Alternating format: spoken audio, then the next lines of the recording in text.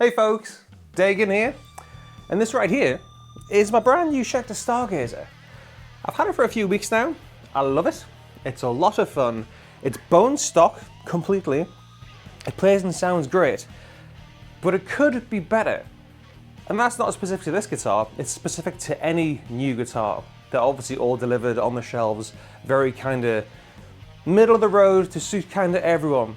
But there's so many little tips and tricks you can do to your brand new guitar to make it more suited, more personal to the person that's playing it, to overall just elevate that playing experience. And today I'm going to be showing you what you can do. I should premise all this as well with the fact that this isn't going to be massively in-depth. I'm not going to show you how to put stainless steel frets on it or change the nut and stuff, and even some of the setup stuff.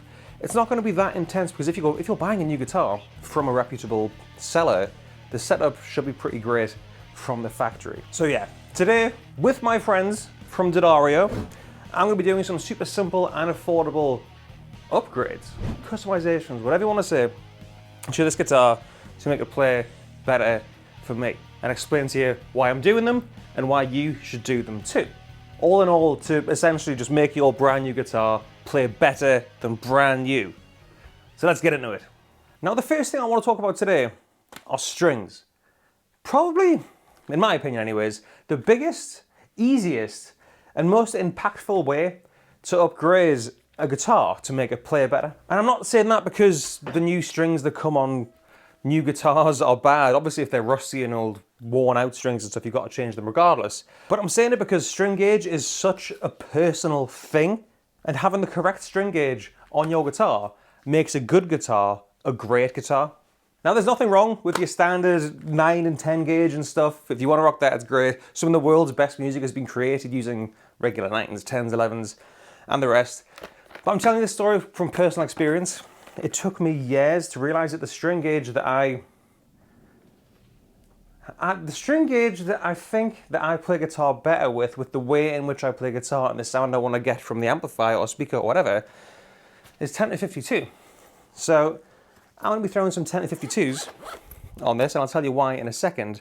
But as we're doing the whole string change thing, I'm going to show you a multitude of other fun little upgrades and customizations you can do to your new guitar to make it better. Again, thanks to my friends from DAddario. And they just so happen to make these fun little maintenance kits and cleaning kits with all the gear that you'd need to customize, modify, or whatever, fix your guitar in the studio or on the fly. So there's nut lube in here and stuff, but I'll talk about that in a second. Let's get these strings off for now, and I'll tell you why I use 1052s. Basically, I used 9s on Strat scale length guitars and 10s on Gibson scale length guitars, so 25.5 inch scale, 24 3/4. And that works fine. That works fine, but when you play on stage or when you play with any kind of vigor, which I kind of do, I always had an issue with tuning. And I was always like, it's probably the Floyd Rose, or it's probably the tremolo on the Strat, or the Maestro vibrolas on the SGs and stuff. And I was chatting to someone from DAddario. I've been playing guitar many, many moons. And they were like, have you not just tried using heavier strings? And I was like, oh, I don't like heavy strings. They hurt my little dainty Geordie fingertips. And he was like, mate, you'll get used to them. Give them a bash and see how this whole tuning thing kind of plays out. So I begrudgingly went, fine, I'll try some heavier strings and see what I think. And to say it was a game changer, no, it was a game changer after I got over the pie in my face, being like, why didn't I realize this sooner, being what I perceive to be quite an established guitar player, being in bands for years and customizing it and modifying guitars for years. So why didn't I think of that? And granted, there was a bit of a learning curve with going to the thicker strings, especially on the lower end. I wanted the regular 10s on the higher end to just, I was used to playing solos and bending and stuff. But with the lower strings, maybe a week tops. And the first thing I noticed before any of the kind of tuning stuff was weirdly how much better the guitar sounded. And I'll tell you why in a second, but for now, the strings are off. Everything's kind of good to go. What I was going to do, I was going to show you, because in these kits and stuff, you get fret polishing cloths and little guards for your frets and your fingerboards and stuff. There's been times where I have played even £700 guitars to £1,000 guitars, And you notice the frets are a bit scratchy. They're a little bit, you can feel it under your fingertips, you can hear it. This Schecter's fine though. I was hoping there'd be a bit of scratching, but bravo Schecter. What I was gonna say, one of the easiest and best techniques you can do, even on a new guitar, I'm still gonna do it on this just to make sure the frets are immaculate, is give them a little polish. It takes 2 seconds and it just secures the fact that your new guitar will be good to go for an extended period of time. So these are the little fret polishing kit. It's got 5 little sheets of fret polishing cloths, and what's cool about the little packet it comes in is it says cut it out, but I'm just gonna rip it. Come on, man. The guards for your narrow frets and your big frets. So what you do is, I really should have cut this because now it just looks like I've tore it up like a, I don't know, gorilla or something. But you just put that over your frets to guard the wood or stop the wood from getting scratched. Pop it over, like so, and just give your fret a little bit of a rub. To be fair, I'm not quite sure how to help you with that. Alexa isn't quite sure how to help me with that, but to be fair, I can feel a little bit of resistance even on the brand new fret, and you can see a little bit of something there. So you're just polishing the new frets up. So, because this is made in Korea, I think. It's been a lot of places since then. I got this directly from America. So Korea, America, Glasgow in the UK, and then down to me in Newcastle. Just a little bit of a spruce up on some brand new frets. And you just rub them just enough so you can see it starts to feel smooth under your finger or thumb or whatever digit you want to use. And you can see them shine like never before. And as I'm doing this, I'll tell you why my 10-52s sounded better than the 10s I used. Now, I've heard people like talk about Steve Ray Vaughan's guitar tone using like 12s and stuff, and don't get me wrong, this is probably just all in my head because Billy Gibbons uses gauge 7 strings and he sounds absolutely awesome. But the thicker strings just gave the tone a little bit more balls, perhaps a little bit more something. And I noticed with the thicker strings, what I had to do was raise the action up a little bit. And I know having higher action makes the notes ring out a little bit more and make them a bit more full because of the ringing out, I guess. So that probably plays a part in it as well. But I did notice some of the big lower chords with the more girthiness nature of the metal of the strings, the magnets picked up the vibrations more and it was higher action, so it resonated more. They just kind of sounded bigger, fuller, and better for both distortion and clean stuff. So there we are. My frets are nice and polished and clean. You can kind of see, is that going to shine nicely in focus? Yeah, it's just nice. And you'll notice on this Schecter, what I'm going to do before my next little mod is give the maple fingerboard a bit of a clean, because it does gets a bit tacky and stuff. It's not like regular rosewood or open pore maple DAddario cleaning kit, where your oils and stuff go into the wood and it looks cool over the ears, like my Kramer's all gross and stuff. It looks badass. It just kind of sits on top of this and looks a bit weird. So I put some spray cleaner and a little polishing cloth. And before I do anything else, you can go down there. I'm just going to give the fingerboard a spruce up to make it nice and shiny.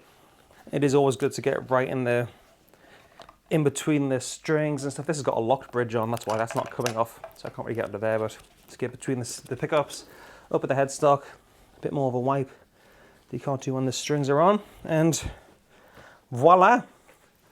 Looks cool. Is that any better in this camera? Yeah. Look at that. Cracking work, Schecter. Cracking work. So the next thing I'm going to do before I talk about the second reason why I like using thicker strings is in the maintenance kit. There is some nut lube.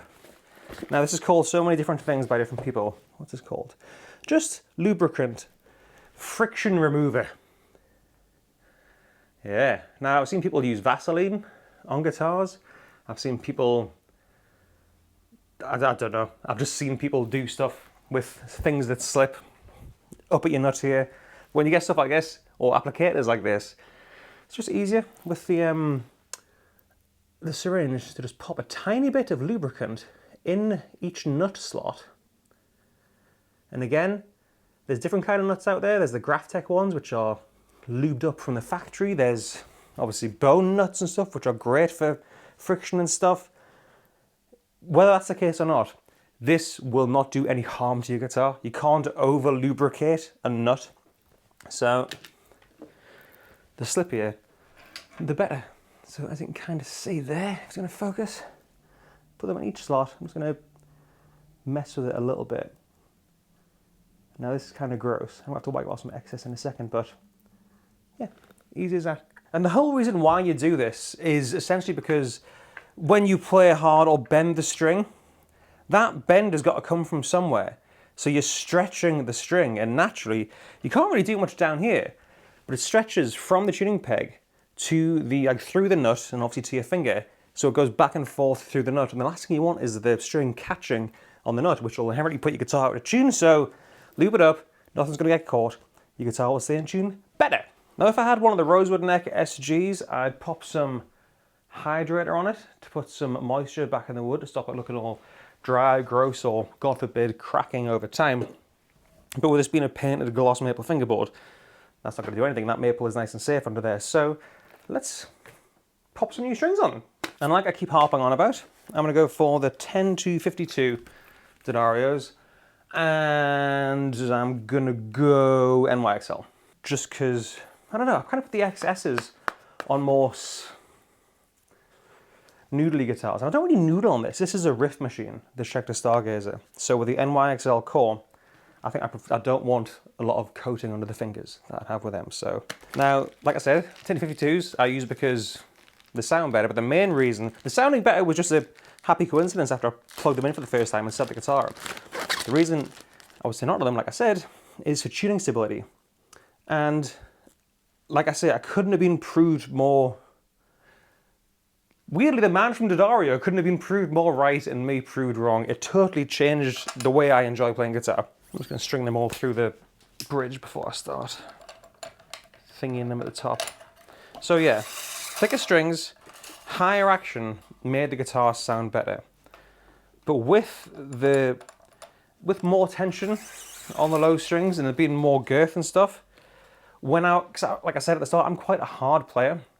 And I really dig in live, and it was always slightly out of tune. It would always bounce back into tune. That's what happens when you play guitar. You play a big E chord and the strings go bow, then land back in tune.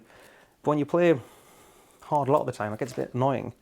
With the thicker strings, totally fixed it. Absolutely, completely fixed it. So I'm a massive convert for not only tone, but also tuning stability. With these thicker strings, and with it not being like 11s on the high end, but still being the regular 10s, it's what I'm used to when I play solos and stuff. Or when I want to be a bit daft and do some upstroke stuff. It was the answer for me. And like I said, I was kind of embarrassed, because I was like, why didn't I realize that this was a thing? People have been telling me for years, and yeah, I was wrong. But now I'm very happy, hence why I'm recording this video and telling you guys so you can do the same. Right, so strings are on, but it needs stretched in and set up and the like. And don't you dare cut these off before you're happy with the setup, the strings being stretched in and everything. Make sure you do cut them off, because there's a special place in hell for people that leave these on guitar. I know Tom Morello does it, I know Felix does it, and everyone loves them, but for some reason, I hate it. I hate it. Right. I've got my little Nexus 360 tuner here. I'm going to pop this on the old headstock, get tuned up, get stretched in, and there's a couple more things I want to show you. But most importantly, we'll see how it sounds. I really like this Nexus 360 tuner because it's not powered by those little annoying batteries. It's USB-C rechargeable, so you just use the same charger you would do on your phone or something. So we're all stretched in, good to go. And I will say, when you go from like, that's already louder. I never really found when I go from like 10s to 10 to 52s that there's a lot of change in like the neck and stuff, so you haven't got to do a whole crazy setup on your guitar. If you're going from like 9s to 10 to 52s, you probably would. If there is a bit of buzz, the neck's probably fine. Just raise it up at the bridge here a little bit. But speaking of this part of the guitar, this is the next little upgrade I want to show you guys, or next thing you can do to make your guitar play a bit better. Not that there's anything wrong with the way guitars come from the factory, but sometimes, if you can see, look how low that neck pickup is there. Like, it's not, I know for a fact that's going to be super quiet when I plug it in. So, what to make sure when you've got your new guitar is just get a little screwdriver or your little multi-tool from the DAddario kit and just raise or lower your pickups so they look about right and they look about even. Of course, once you plug it in and you go, oh yeah, there's a reason why that bridge pickup was so far down. It's because it's got loads more output than the bridge pickup. Then you can lower it again. But as a rule of thumb, make them somewhat equal, just to begin with as a good starting point, and then go from there. If you want loads more power, ramp them right up next to the strings, but like I say, you don't want your strings rattling against them. If you want to lower the output, have them down with more of a creamy kind of jazzy vibe. There's no right or wrong way, and you can't break your guitar by doing little things like that. So, let's get these buggers trimmed off and hear how she sounds.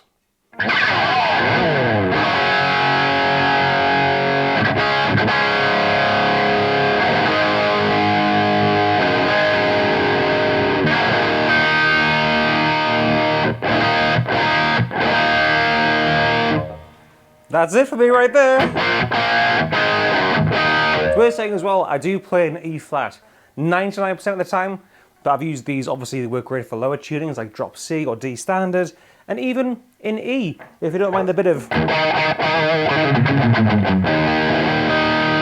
thickness under your fingertip.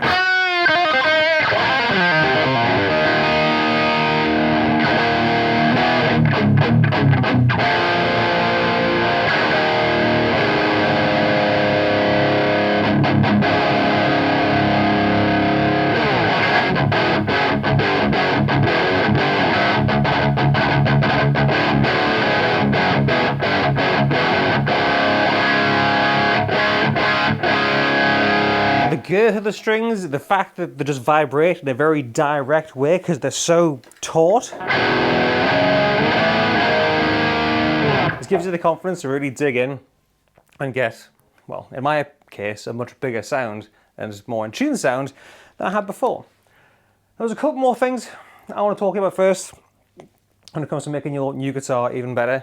And the first thing is something else that DAddario do. It's the Accelerate String Lubricator and Cleaner. So this is a little device that looks like this. Take that off. This is a little applicator.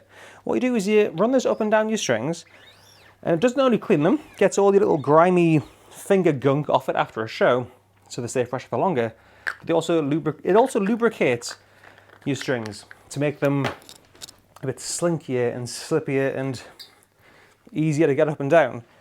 However, that isn't for everyone, and for me, when I put new strings on a guitar, I like to see how they feel for a little while first. So if I was putting brand new strings on this like I have done, I wouldn't usually put Accelerate on. I'd wait a couple of days to see how I'm feeling, to see if I need that. Obviously when it comes to cleaning it and stuff, I wipe it on, then wipe it off. But for a lubricator, it's not for everything. So keep that in mind if you want to use Accelerate. And lastly, right, the last thing you want to do with your new guitar that you just spent ages upgrading, is drop it, right? So strap locks are a must.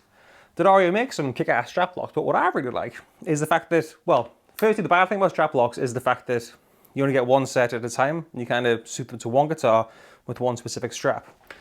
What DAddario do are these lovely little straps with a little clip built in. So it's a little mechanism. You keep the original strap button on your guitar and just slot it on, and that's not going anywhere. Same with the arse of your guitar. It's a regular strap button, little clip lock. That's not going anywhere. And they come in a few different lovely flavors as well. This is one of the leather ones. They also do ones which rotate, so you can put them on the back of Gibson SGs and stuff, but it's better to be safe than sorry. And a nice universal strap. What's not to love? So, I believe that's everything. If you want to add anything, comment down below or expand on anything that I've spoken about in this video. Everything I talk about as well is linked just in the description box down below. If you like the video, give it a thumbs up and hit subscribe. I've been Dagan. I'll see you next time.